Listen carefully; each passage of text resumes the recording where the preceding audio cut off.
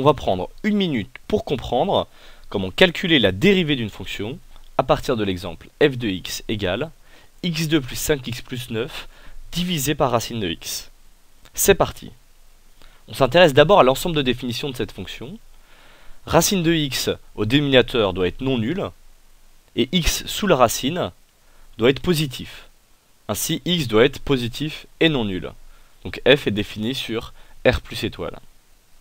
Du coup, f est dérivable sur r plus étoile comme quotient d'un polynôme et surtout d'une racine qui est dérivable sur r plus étoile. Comme f n'est pas une fonction élémentaire du cours, on la décompose. Ici, c'est le quotient de x2 plus 5x plus 9 que l'on nomme u de x et de racine de x que l'on nomme v de x.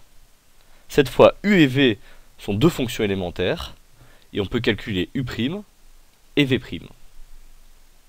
Dans une troisième et dernière étape, on reconstitue f, qui est le quotient u sur v, dont la dérivée est égale à u'v moins v'u sur v2, soit le looping moins.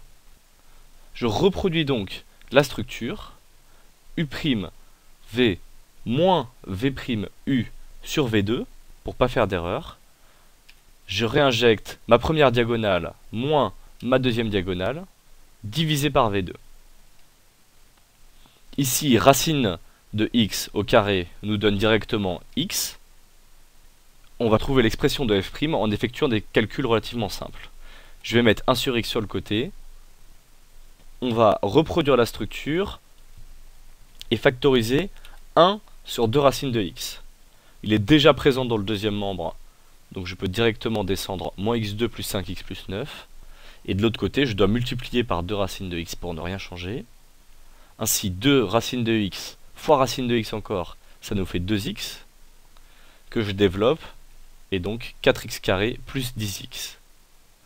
En synthèse, on a donc au numérateur 3x2 plus 5x moins 9, et au dénominateur 2 racines de x fois x, ça nous donne 2x racine de x.